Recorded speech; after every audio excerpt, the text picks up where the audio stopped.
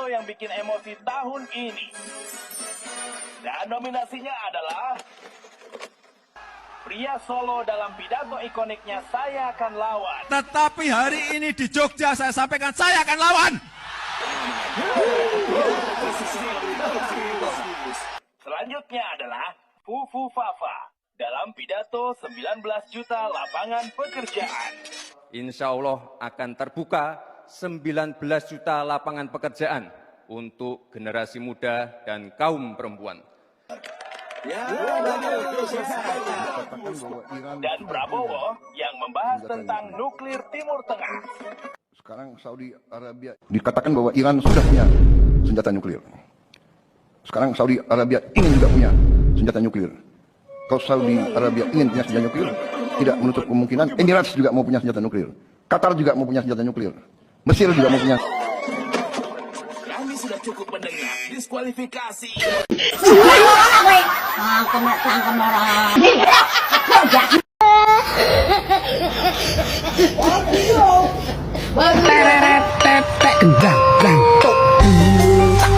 Perhatian semuanya, selamatkan nyawa kalian. Prabowo akan segera berpidato.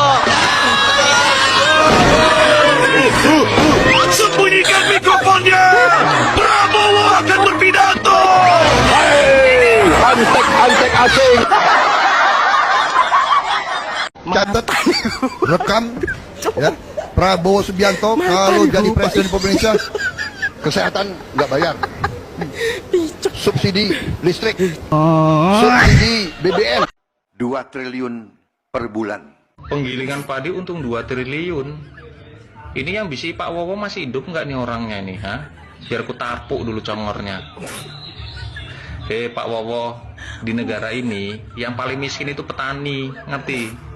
Gitu kok bilang kemarin katanya petani jalan-jalan ke luar negeri. Ngapain ngemis? Ya. Waktu saya dapat laporan ada penggiling-penggiling padi yang nakal-nakal. Yang aneh, penggilingan padi yang besar yang paling nakal. Oh begitu. Lo mentang-mentang besar lo kira pemerintah Indonesia nggak punya gigi.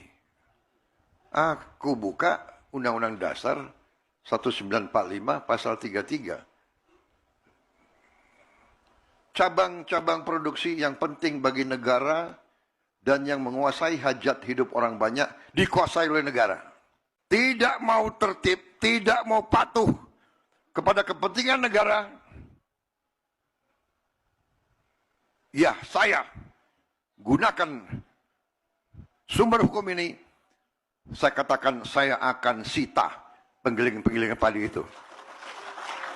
Saya akan sita dan akan saya serahkan kepada koperasi untuk dijalankan. Dan saya tidak salah, saya benar karena mereka mencari keuntungan yang luar biasa. Saya dapat laporan satu penggilingan padi untung tiap panen 2 triliun per bulan. 2 triliun per bulan. Sudah kita terpikirkan begitu saya keluarkan niat ini, harga langsung naik lagi. Mereka paling cocok memang matikan mic-nya daripada menimbulkan masalah kemana-mana, memperburuk hubungan dengan negara tetangga. Salut yang matikan mic-nya.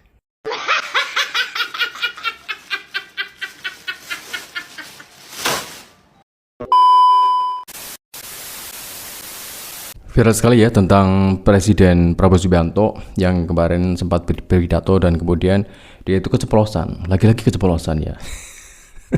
Untung dari staf kepresiden langsung mengalihkan ke siaran langsung ya tentang topik yang lain. Karena itu sangat berbahaya ya dari seorang Presiden Prabowo Subianto. Seolah kalau dia itu pidato tidak pernah terpikirkan jika ada suatu teks kenapa selalu di luar narasi yang di disampaikan oleh dari staf kepresidenan. Ini sangat lucu sekali karena ini selain lucu juga sangat membahayakan ya bagi dunia internasional, karena jika itu disinggung dan kemudian memantik sebuah dari suatu pertikaian, ini sangat berbahaya karena kita nggak punya apapun ya dalam teknologi.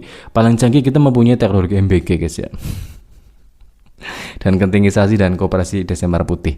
Dan jika seandainya itu benar-benar memantik suatu pertikaian kan sangat luar biasa ya, kita nggak bisa ngapa-ngapain ya. Dari pesawat kita aja kalau kita terbang itu ya nggak usah ditembak udah jatuh sendiri ya, karena memang sudah saking tuanya gitu. Ini menarik sekali ya dari seorang pidato Prabowo Subianto yang kemudian dijadikan topik pembicaraan ya bagi seluruh masyarakat Indonesia, terutama Konoha. Dan seperti apa selanjutnya kita play. Dikatakan bahwa Iran sudah punya senjata nuklir. Sekarang Saudi Arabia ingin juga punya senjata nuklir. Kalau Saudi Arabia ingin punya senjata nuklir, tidak menutup kemungkinan Emirates juga mau punya senjata nuklir. Qatar juga mau punya senjata nuklir. Mesir juga mau punya senjata nuklir.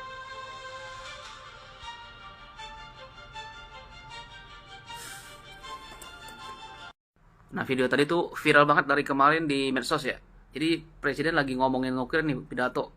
Terus nyebutin banyak negara, tiba-tiba pidatonya di-cut jadi iklan. Nah, gue rasa tim-tim yang ada di belakangnya tuh takut dia blunder lagi. Apalagi ngomongin nuklir terus banyak negara yang disebut, makanya di-cut.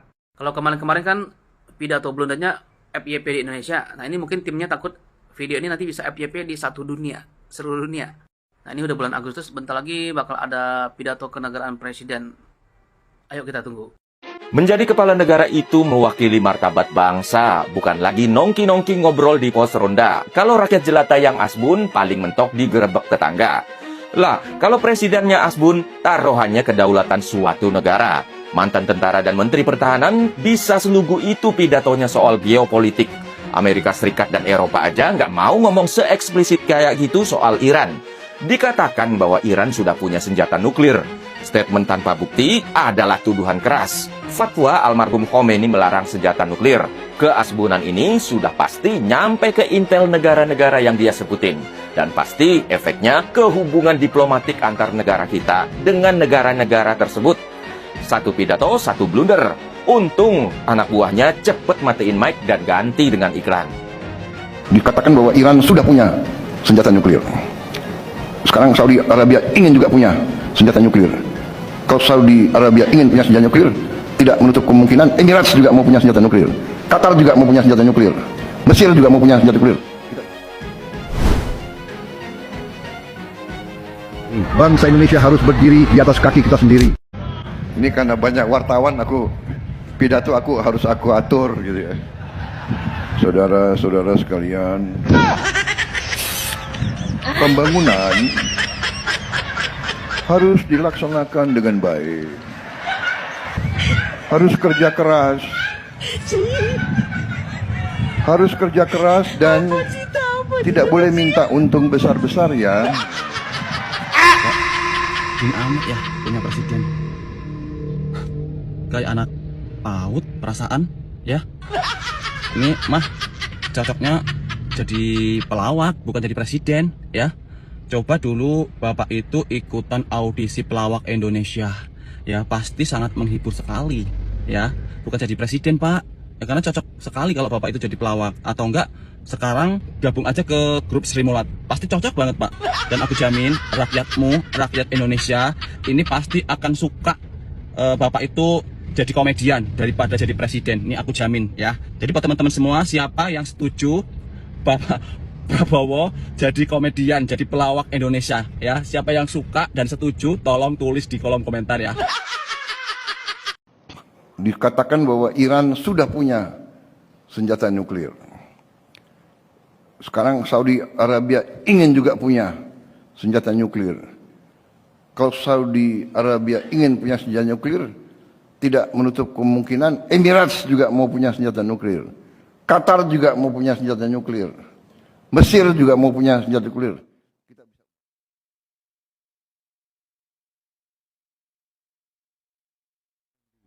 Bangsa Indonesia harus berdiri di atas kaki kita sendiri.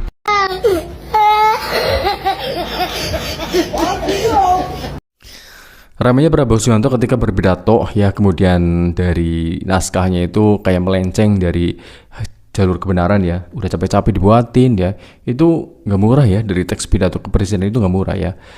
Bisa puluhan juta ya, bahkan dari apa yang disampaikan itu malah kayak seenaknya dia gitu ya. Bahkan dia tidak pernah berpikir bahkan menyenggol masyarakatnya sendiri ya, seperti rakyat kita, rakyat Indonesia gitu ya. Atau kan dia itu seolah-olah tidak mempunyai sebuah pemikiran ketika dia itu berpidato dengan mengatakan sesuatu hal yang sering kesalahan gitu ya, sering melenceng, dan kemudian malah justru membuat masyarakat itu semakin resah, semakin gaduh. Malah ada suatu anggapan jika Prabowo Subianto itu berpidato ya, ibarat kata itu kiamat maju suatu hari. Dan kemudian dari meme-meme yang sangat viral di dunia maya ya, bahkan mereka itu seolah-olah kalau ada suatu pidato dari Presiden Prabowo Subianto mereka akan kabur gitu guys ya, karena saking lucunya tuh, bahkan malah justru membuat kita semakin kesel, semakin gedek ya dengan pemerintah sekarang yang seolah-olah itu nggak memihak rakyat banget. Yang kemudian dari apa yang diucapkan seorang Prabowo Subianto malah justru seolah-olah gitu ya, seolah-olah nih ya, dia itu malah kayak memihak kepada para pejabat ya. Contoh seperti ini. Hakim yang ditakuti nantinya akan korupsi dikasih tunjangan rumah ya, dibuatkan rumah. Ini sulit sekali ya, padahal seharusnya jika ingin takut korupsi, kenapa nggak dihukum yang berat itu ya, ada suatu tindakan yang benar-benar serius. Ini ibarat kata jika memang rumahnya bocor, itu yang di atap keramiknya, bukan sengnya atau bahkan atapnya. Ini sulit sekali ya.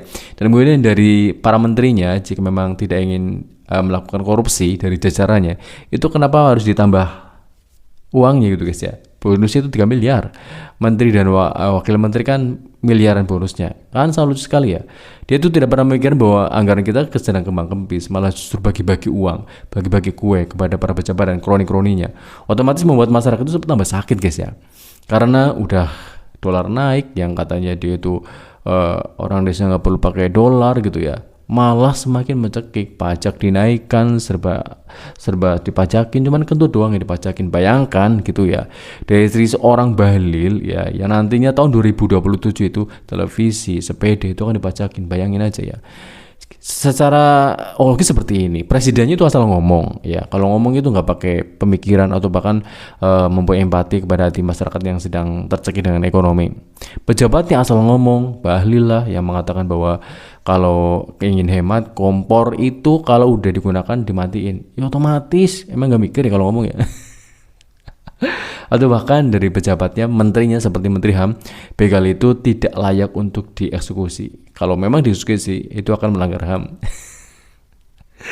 Wah, presnya itu nggak bisa ngomong, ya celingak nggak jelas gitu ya. Kalau ngomongnya nggak karuan, kesana kemari itu nggak jelas. Yang ditanya itu, jawabnya itu. Dan semoga saja ada suatu perbaikan ya. Dan kemudian dari kritik itu masyarakat itu diperhatikan ya, bukan dimarahi atau malah dibungkam. Kalau sekali ya, pejabatnya enak asal ngomong, masyarakatnya nggak boleh ngomong. Giliran masyarakat ngomong, katanya giliran pemerintah itu mengatain rakyat. Lah, emang pejabat ngapain? Pejabat digaji rakyat untuk membuat sebuah kebijakan. Kalau nggak terima, masyarakat ngomong, itu wajar. Ciao.